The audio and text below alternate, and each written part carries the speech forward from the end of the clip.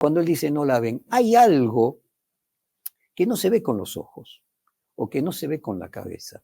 Entonces quiero ilusionarme de que Milei viene a cumplir un papel en la historia de la Argentina, disruptivo, para concluir con lo que a mi juicio es el gran problema de la Argentina, que no es ideológico.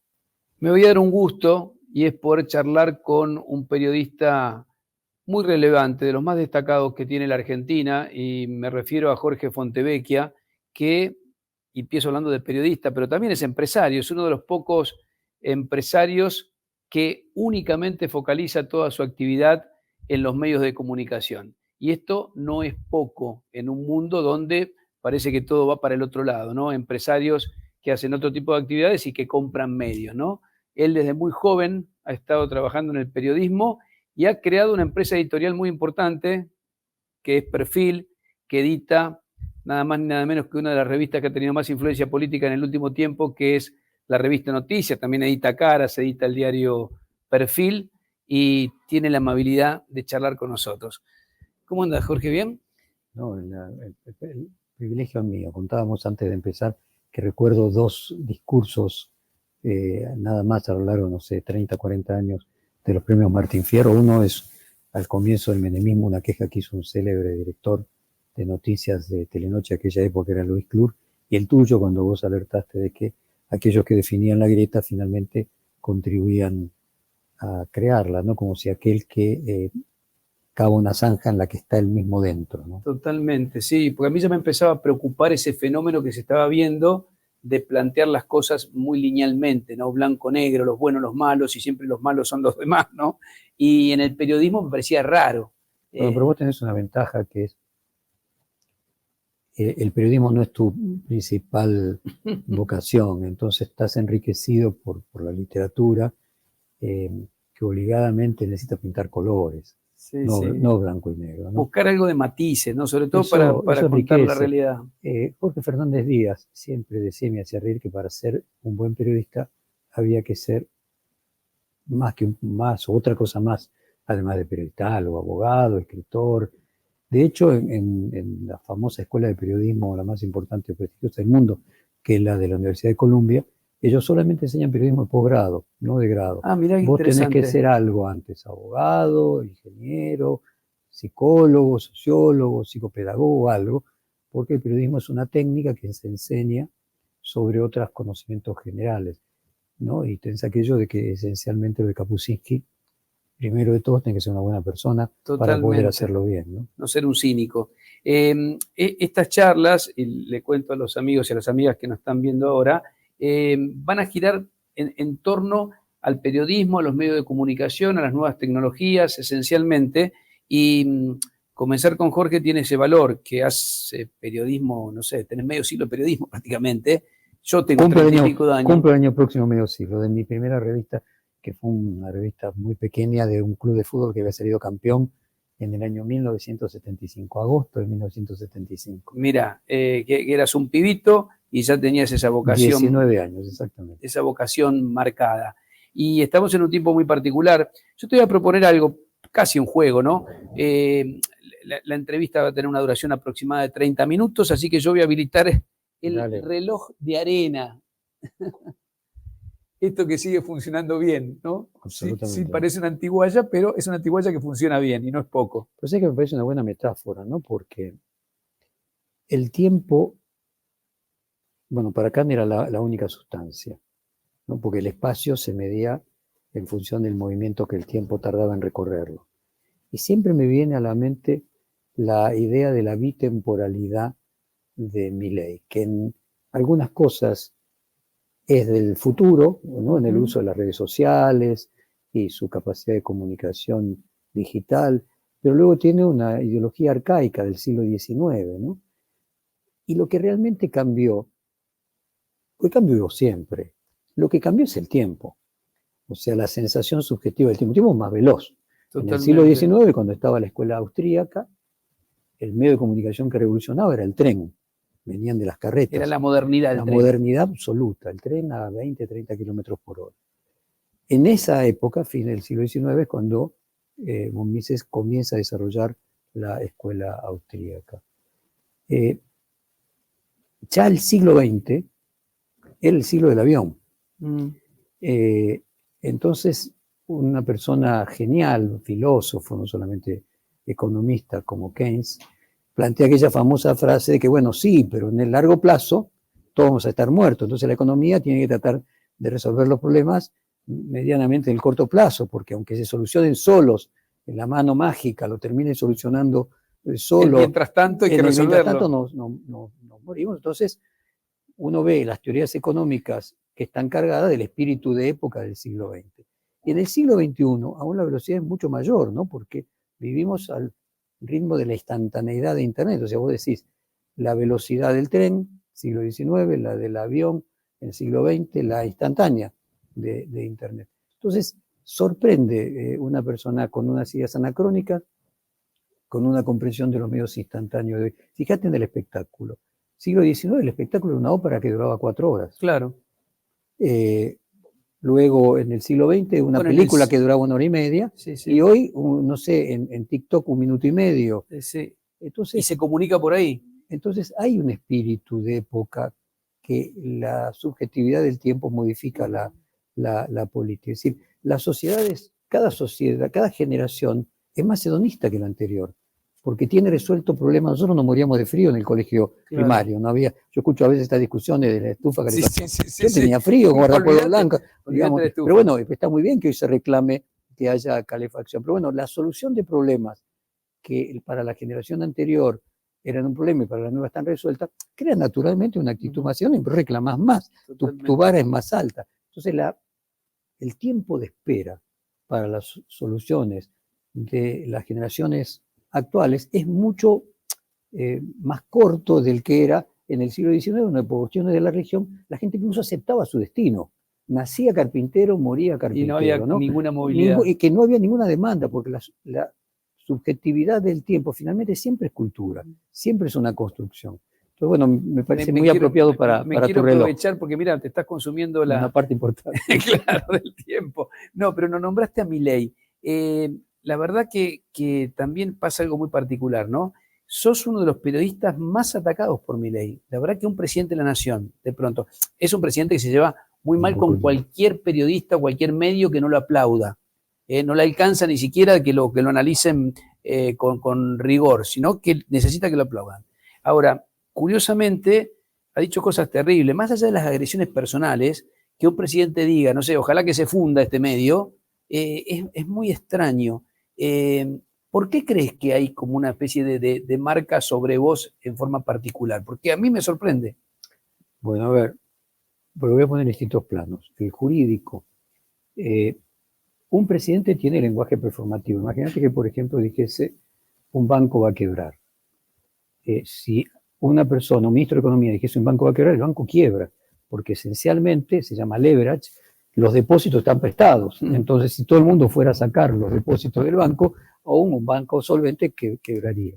Entonces, es una figura jurídica que casualmente penaliza esto, y Perfil le llevó adelante un juicio como el que hicimos en el caso de Néstor Kirchner en su momento por la discriminación que terminamos ganando en la Corte Suprema de Justicia después de 15 años. Es más simbólico porque lo que importa es dejar sentado que en el futuro no se pueda hacer. En ese caso, discriminar con la publicidad. En ese caso era discriminar con la publicidad y la fuente. Por ejemplo, ningún ministro, ningún funcionario, no te dejaban entrar, ninguno aceptaba nota, no te dejaban entrar a la Casa Rosada ni a ninguno de los organismos oficiales. O sea, además también hay una discriminación en la fuente de información. Entonces hay un plano que es del orden jurídico, que Milei parece no importarle mucho. Luego hay un plano en el orden profesional y luego en lo psicológico.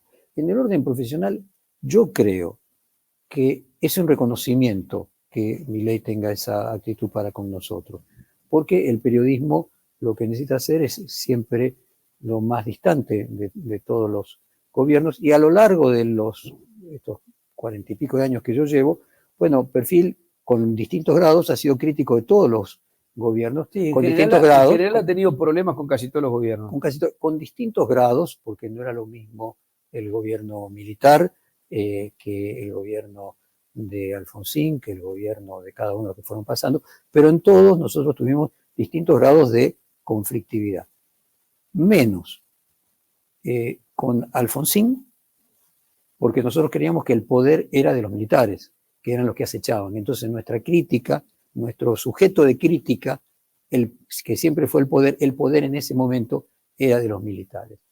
Y luego algo parecido nos sucedió tanto en el caso de Alberto Fernández como en el de la Rúa, que los veíamos presidentes desempoderados, más débiles, para decir de alguna manera, en donde el sujeto de crítica siguió siendo Menem, y en el caso de Alberto Fernández, el sujeto de crítica siguió siendo Cristina y el kirchnerismo.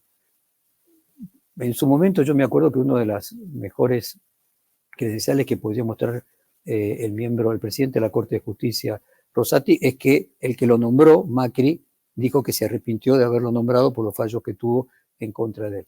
Yo te podría, en su libro, yo te podría decir que tengo el pequeño privilegio de que tanto en el libro de Cristina como en el libro de Macri, los dos me dedican una parte para criticar. Entonces, se sume Milei, hasta me parece positivo. Ahora voy a la psicóloga. ¿Por qué lo hace Milei? Yo creo, hay un texto maravilloso de Freud del narcisismo y las pequeñas diferencias, donde explica por qué los de Huracán y San Lorenzo se pelean, o en el caso de Santa Fe, Central News se pelean, o se pelean los ingleses con los franceses, o los argentinos con los brasileños, que él decía que cuanto más cerca, la necesidad de diferenciación hace que se sobreactúen identidades que en realidad son una exageración. La clásica pelea que se pelean más los vecinos, o como podría decir las abuelitas, astilla del mismo palo.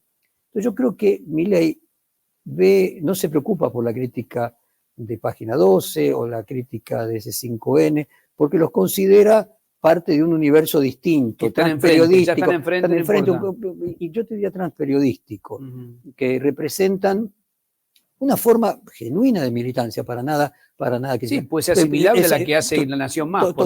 Totalmente, exacto. Pero a Perfil la considera una organización profesional. Entonces supongo que no solamente la crítica de Perfil, sino la crítica de todos aquellos periodistas profesionales que han sido críticos, que le molesta más, mucho más, ¿no? Porque sentiría que como esta persona, que de alguna manera yo quisiera que me valore, porque indirectamente valora. Entonces yo creo que hay un elogio implícito en esa crítica. Es la forma freudiana que de digerirlo. A mí primero me da mucha perplejidad, digo, porque, a ver, un presidente insultando como él insulta, en principio no sé, si te lo decían hace 10 años, decían, no, le va a generar costo, hace 15 años, no sé. ¿Qué pasó que eso cambió? Yo creo que lo explica lo que se llama la ventana de Overton, que era un sociólogo que lo planteaba de una forma de ventana. Entonces estaba lo inaceptable, lo repudiable, lo criticable, lo no aceptable, o lo que uno podía no coincidir, lo que a uno le daba lo mismo, lo que uno apoyaría, lo que realmente le gusta, lo que le gusta siempre, lo que realmente sería fanático. Entonces, se llamaba la ventana de Overton, que se corría en cada época y con el humor de cada sociedad de cada época, en función de que lo mismo que era inaceptable en un momento se vuelve a aceptar en otro. Por ejemplo, fumar en los aviones era aceptable, y hoy a una persona se le ocurría prender un cigarrillo en un avión, va presa. Como no usar cinturón de seguridad era algo totalmente aceptable hace 25 años, y hoy sería un comportamiento incivilizado. Esto vale también para el uso de las palabras, vale también para lo que resulta insulto y lo que no, la moda, qué es lo que se mueve, el pudor. Por ejemplo, uno podría decir que el pudor hoy de los adolescentes con el cuerpo prácticamente no existe. Ahora, desapareció el pudor, no, el pudor es otro. A lo mejor el pudor actual es no saber manejar bien TikTok, sí, o claro, no estar actualizado con determinado tipo de moda. Entonces, ahora, ¿no es más grave? Yo entiendo. Ahí va, yo creo que primero hay un corrimiento en el uso del lenguaje que viene de los medios de comunicación, del cual Milei es también consecuencia. No es él solo un fenómeno, un fenómeno aislado. Está dentro de un contexto, de una sociedad en que se fue haciendo más tolerante de determinado tipo de normas caballerescas, pasaron a estar fuera de moda, ser cosa de viejos.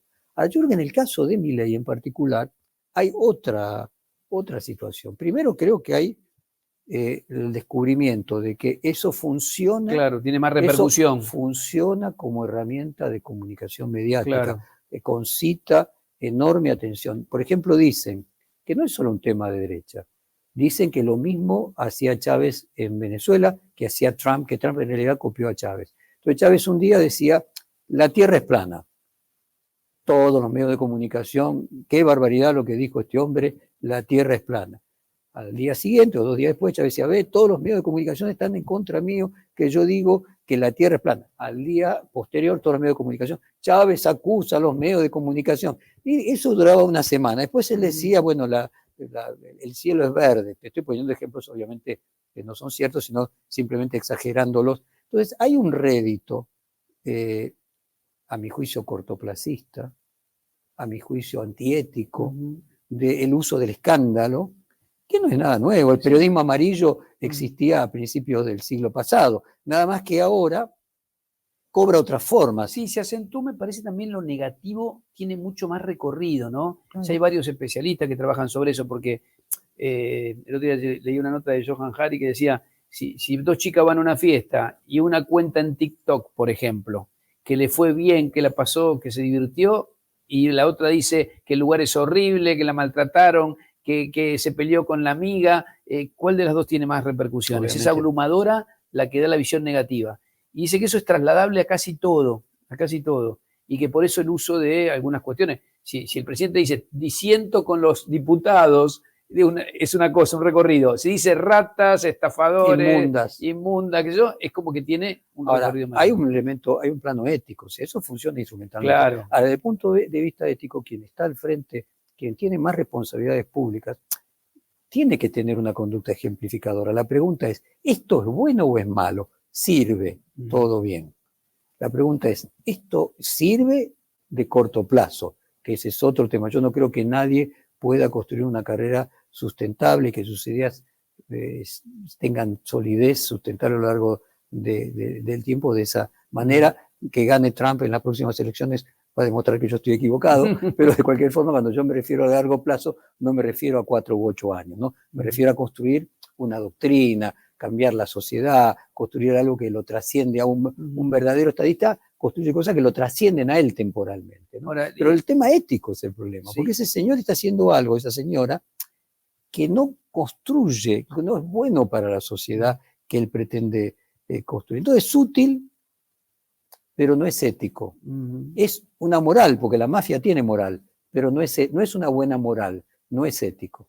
Ahora, en cuanto a si esto concita no peligros para la democracia, ¿no?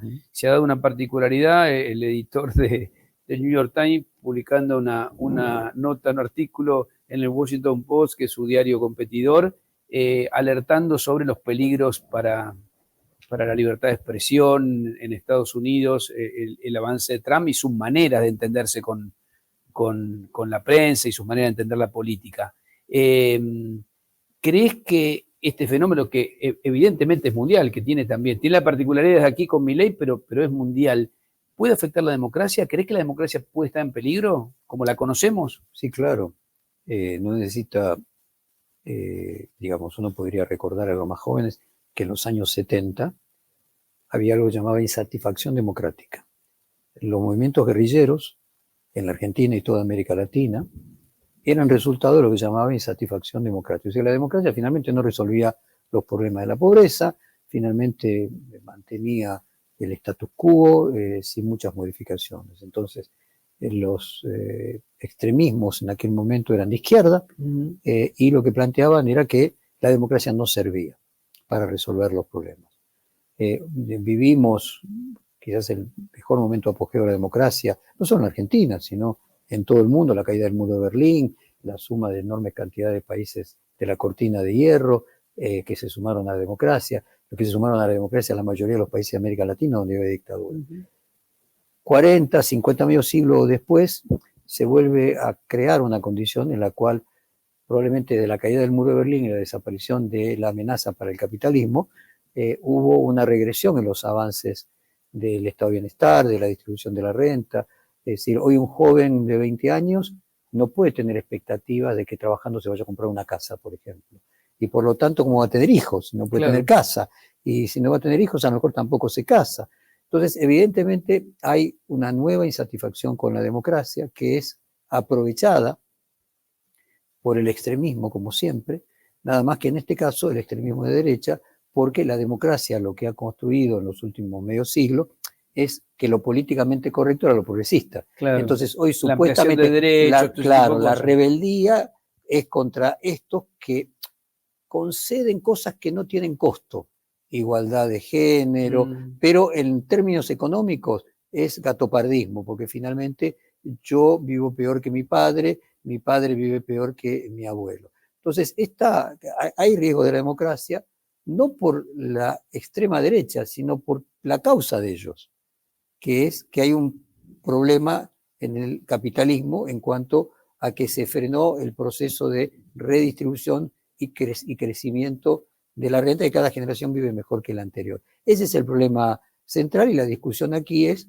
bueno, vienen estos personajes a decir Trump, Bolsonaro o Milei. Sí, o te diría, para ir al otro sesgo político, no sé, Maduro o Ortega, qué sé yo, ¿no?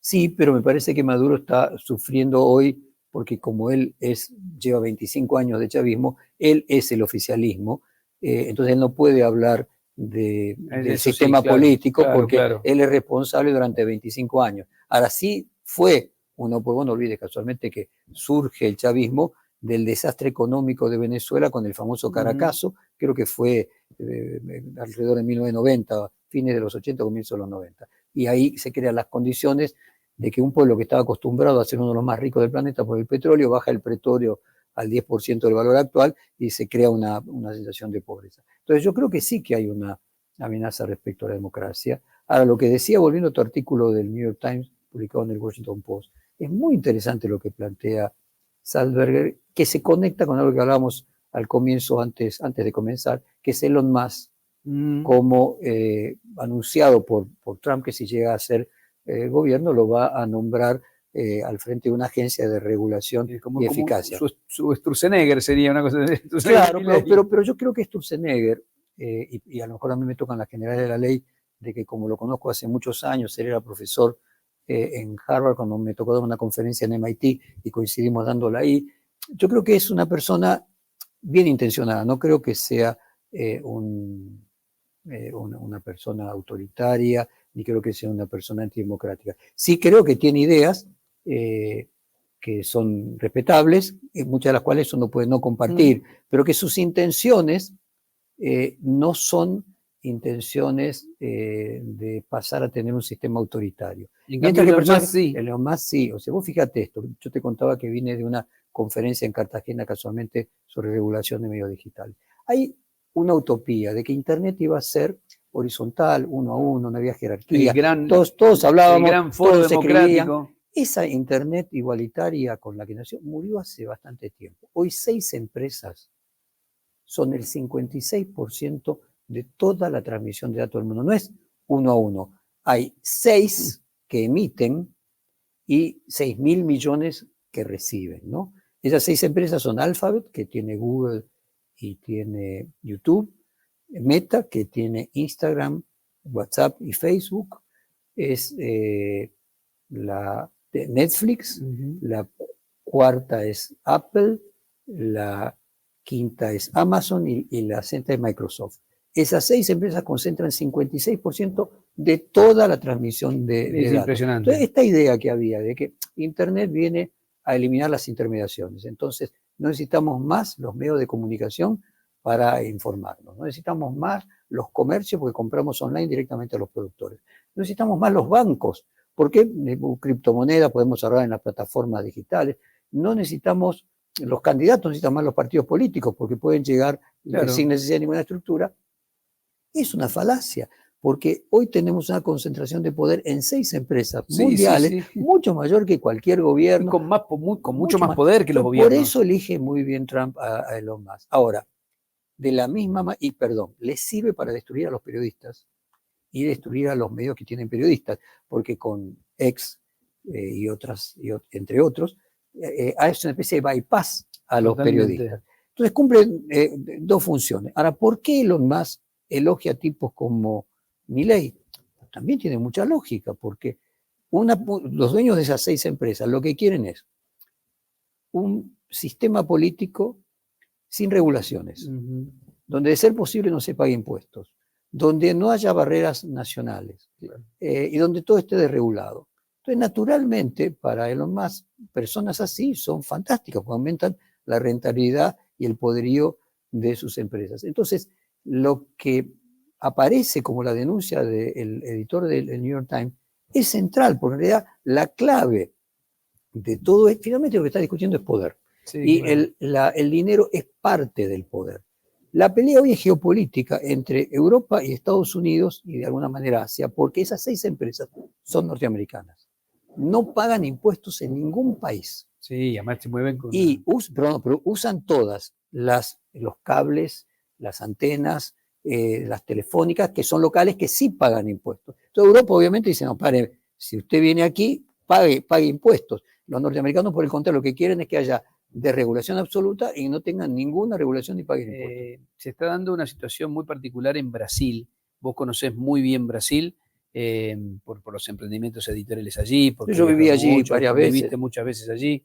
Te quería preguntar cómo estás viendo, porque aparece como el primer intento más o menos serio de tratar de imponerle a esa mega empresa que es la de Elon Musk algún tipo de regulación. Justamente estuve ahora, volví hace 2 días en esta conferencia, que uno de las personas que también daba una conferencia es el presidente de Anatel. Anatel es la Agencia Nacional de Telecomunicaciones de Brasil.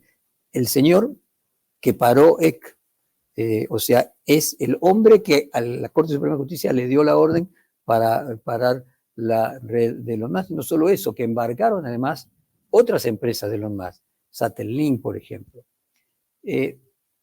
Yo creo que Brasil, especialmente por Lula, tiene una vocación reformista. Ahora, no solo Brasil. En esta conferencia estaba un profesor de la Universidad de Corea del Sur, el primer país que le cobró a estas 6 empresas un impuesto para desarrollar la fibra óptica, las antenas, los satélites del país, porque ellos usan en cada uno de los países la infraestructura física, porque hay algo físico, claro, sin pagar ningún impuesto, ¿no? Entonces, Corea del Sur también es otro país que también tiene una actitud, si vos podés decir, reformista. Y toda Europa está en ese sentido. En el caso de Brasil, ellos avanzan en un tema que ya no es de dinero, un tema mucho más crucial, que es hasta qué punto la libertad de expresión es absoluta. Yo te digo, creo haber, por lo menos en el caso de Argentina, haber defendido la libertad de expresión judicialmente, haber sufrido el ataque de ella, probablemente en una cantidad bien alta.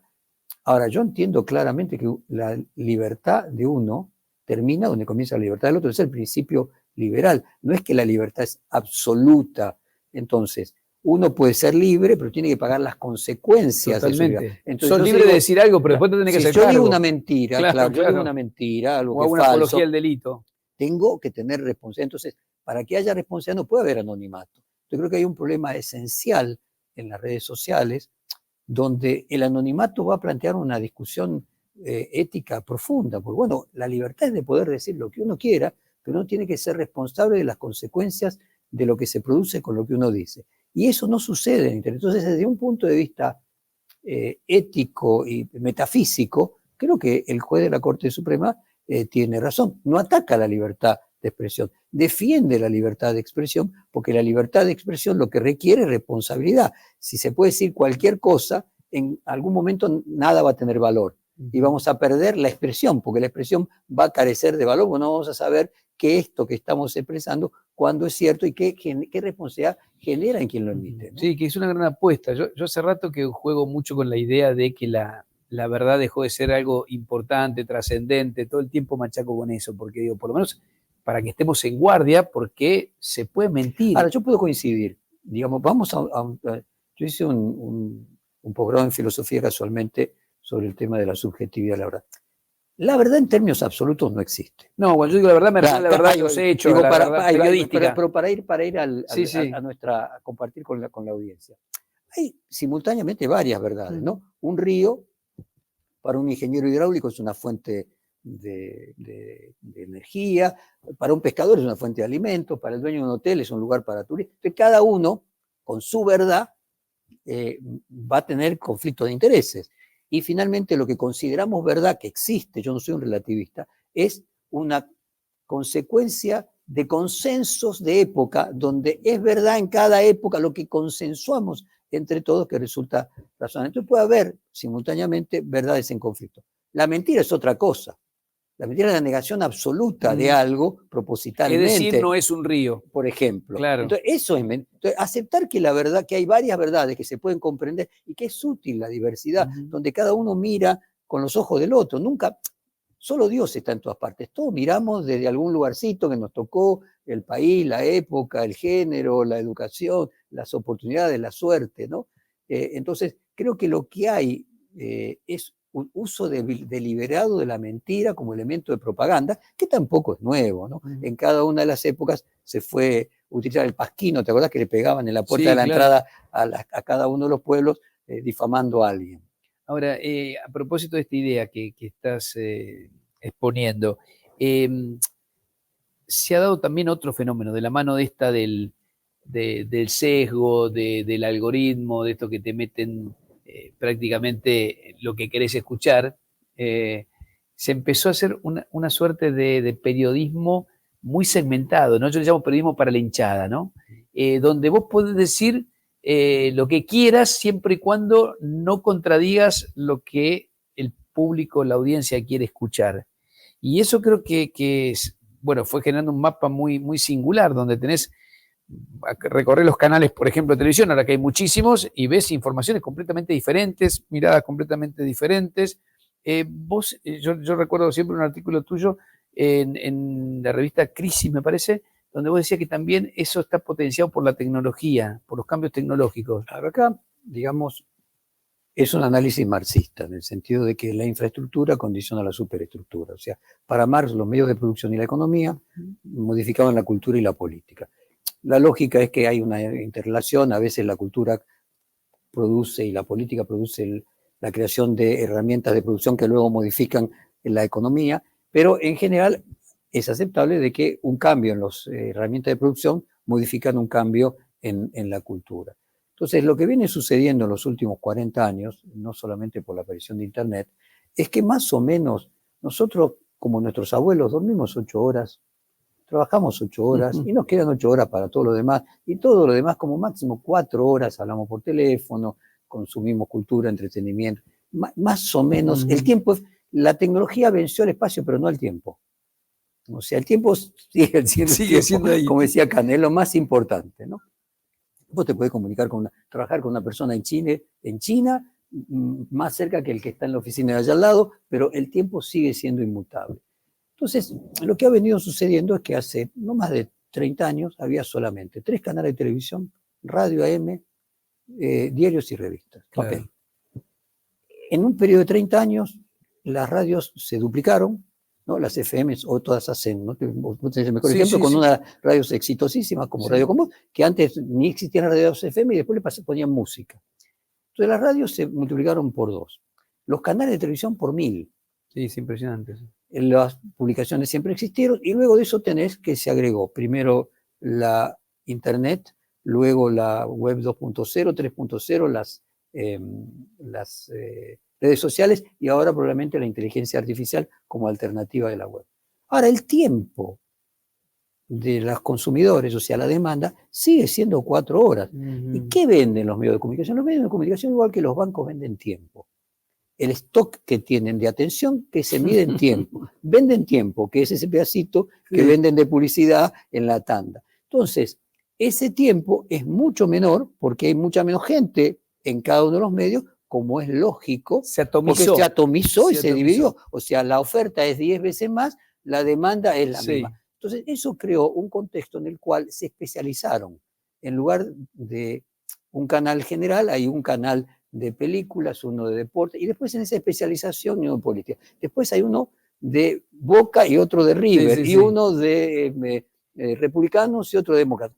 ¿Por qué en los 70 u 80 los canales eran todos equilibrados, para decirlo de alguna manera? no porque eran más buenos que los empresarios actuales, lo eran porque era la única forma de ser rentable, porque como había tres, Claro. si uno era republicano, iba a perder en el rating con Te el otro que era quedaba con republicano menos- y demócrata. con Quedaba menos- con la mitad de la claro, audiencia. claro. Lo mismo pasaba en la Argentina con peronismo y antiperonismo. Entonces, hay una cuestión económica que que también influye. produce la hiperespecialización. Ahora, Esa eso, hiperespecialización es: yo soy anti-K, claro, yo soy vengo kirchnerista, a yo soy satisfacer libertario. soy un Claro. canal de Boca. Sí, sí, A ver, sí. digamos, por ejemplo, Perfil tiene revistas semestrales. Por ejemplo, hay una revista de autos y una revista de pesca. Y la de autos habla a favor de los autos. La de Claro, pesca, claro, obvio, digamos, obvio. tiene una lógica de club de fan. Ahora, cuando esto llega a la política, cuando esto llega a las cuestiones importantes, a la economía, y ahí uno empieza, ¿qué pasaría si, por ejemplo, hubiera un canal que planteara un sistema de medicina que fuera inapropiado o Claro, falso o claro. chamánico? Bueno, volvemos a lo de las Eh, noticias falsas y todo Claro, esto. entonces los yo creo límites. que hay cuestiones, siempre está la ética. O sea, la economía tiene una lógica práctica que es darwiniana. Y lo que nos hace a los humanos y no animales es que tenemos lóbulo frontal. Sí, Entonces, ¿qué cosa claro. decimos? No, esto está mal. Y hay que Y reconciliar uno la puede, ética con uno la puede política, con el periodismo, con los primero empresarios. explicar su lógica funcional, sistémica, y luego aplicarle la política, la cultura, la poesía. Esto está mal y tenemos que luchar para mejorarlo, ¿no? Totalmente. ¿Se nos está haciendo el tiempo? Sí. Uy, perdón. Impresionante. Bueno, pero yo me voy a tomar un ratito más igual, Dale, dale. mientras sigue cayendo los últimos granitos de arena. Te quiero preguntar sobre dos temas hacia futuro. Dale. Política y lo otro tiene que ver con la tecnología, lo que está pasando con las redes, con los teléfonos inteligentes, esta suerte de adicción que nos generan. Pero empezamos, si te parece, con esto último que es la tecnología y terminamos con la política. Dale. ¿Qué ves a futuro de lo que viene? ¿Sos optimista? ¿Te parece que viene uno ve a los chicos que cada vez leen menos, que están muy ligados a esto de la fugacidad? Creo que se está cumpliendo la primera, leí el otro día que es la primera generación que no prescindió de Internet, la que se está formando, que ya nació con Internet.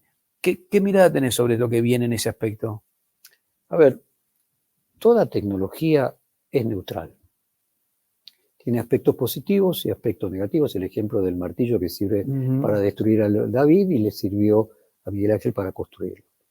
Yo creo que Internet es una maravilla.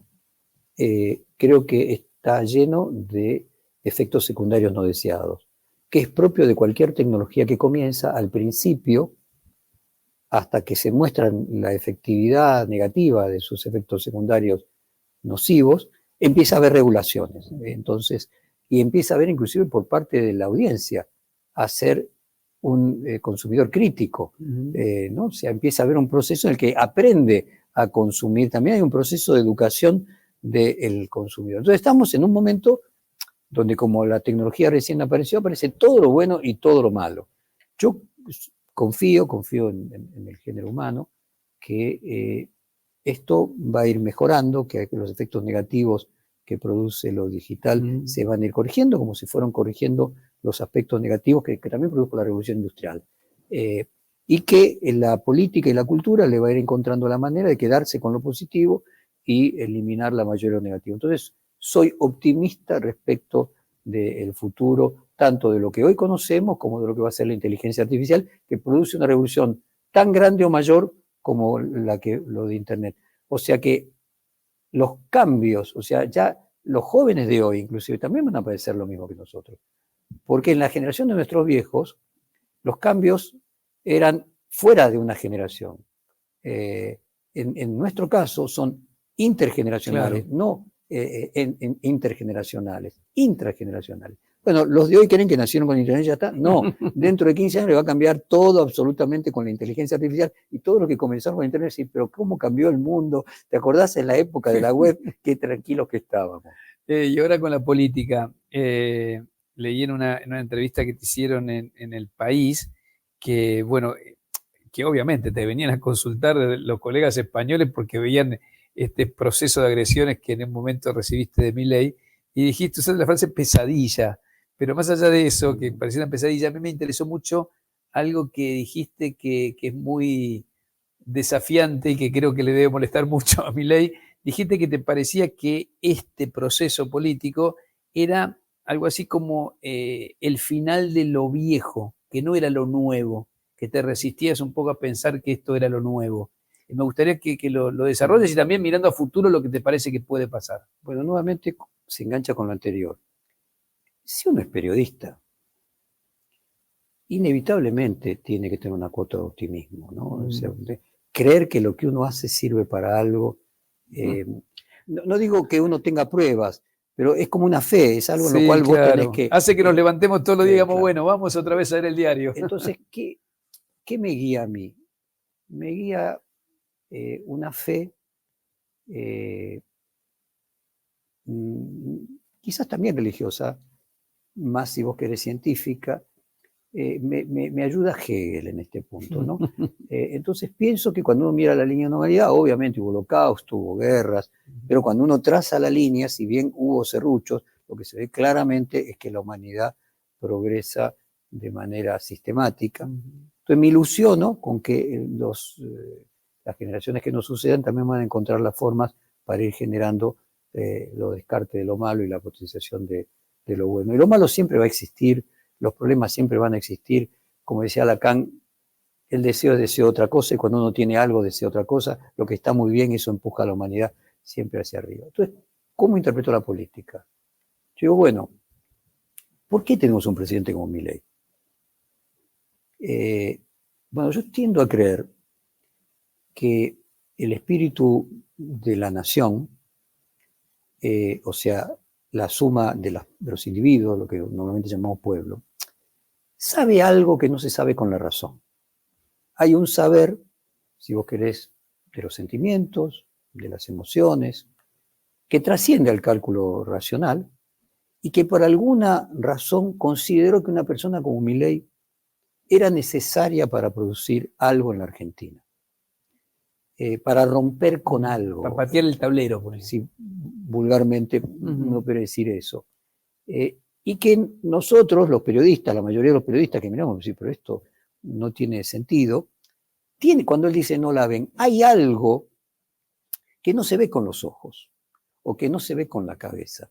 Entonces quiero ilusionarme de que Milei viene a cumplir un papel en la historia de la Argentina, disruptivo, para concluir con lo que a mi juicio es el gran problema de la Argentina, que no es ideológico, porque nosotros tuvimos gobiernos militares, dictaduras y gobiernos civiles, tuvimos democracia, tuvimos keynesianos, tuvimos hiperliberales, y hace 50 años que nos va mal, indiscutiblemente. Entonces creo que el único invariable que hay en estos 50 años no es ni las ideologías, ni los sistemas de gobierno, sino que hace 50 años nosotros nos hemos polarizado. O sea, hay una discusión entre peronistas y antiperonistas sistémica, como lo tiene hoy Estados Unidos probablemente entre trampistas y antitrampistas.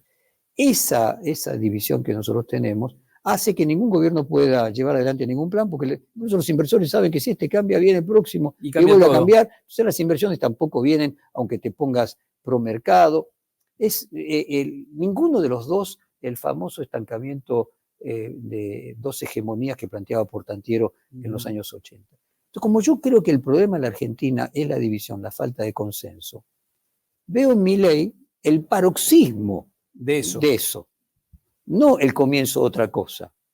Entonces digo, bueno, probablemente la sociedad para definitivamente curarse, viste como la vacuna, que en realidad es el mismo veneno, para curarse de lo que percibe que esto así no va, que nos peleemos unos con otros, resulta autodestructivo, antropofágico para todos, internamente dijo, sería el aceleracionismo, hay que acelerar esto para finalmente empezar algo nuevo, que sería la concordia, el ponernos de acuerdo en un sistema político en el que haya determinadas cuestiones de Estado, que todos llevemos a... Entonces me ilusiono con eso. Digo, bueno, tenemos que atravesar esta etapa que es necesaria para comenzar verdaderamente lo nuevo. Esto me lo digo toda la mañana para darme ánimo. Yo no sé cómo te lo agradezco, porque me parece que la gente también te lo va a agradecer, ¿no? Tener un poco de esperanza en un momento que parece tan difícil, ¿no? Además, para mucha gente especialmente difícil, porque hablamos... Que sirva para algo, ¿no? Vos pensás, todo este dolor, a mi juicio, te digo, innecesarios, o sea, que se están haciendo cosas que no eran necesarias para nada producir. Pero bueno, por lo menos que sirva para algo, eso me anima, y me parece que bueno, que nuestro rol es tratar de advertir en aquellas cosas que se están cometiendo excesos, para tratar de moderarlo. Totalmente, si no, no es periodismo, es otra cosa, ¿no? Sí, sí. Seguir generando aquello que a alguien no le gusta que se publique. Sí, claro, seguir generando pensamiento crítico, que es la idea. Jorge, te agradezco muchísimo la charla, siempre me quedo con algo interesante cuando te escucho y creo que a la gente le va a pasar exactamente lo mismo. Muchas gracias. Gracias. Me encantó estar con vos. Un gustazo. Jorge Fontevecchia, la primera de una serie de entrevistas que vamos a estar haciendo girando en torno a esto, ¿no? Periodismo, política, medios de comunicación, la idea de pensar un futuro como una casa común. Ojalá se pueda. Nos encontramos muy pronto.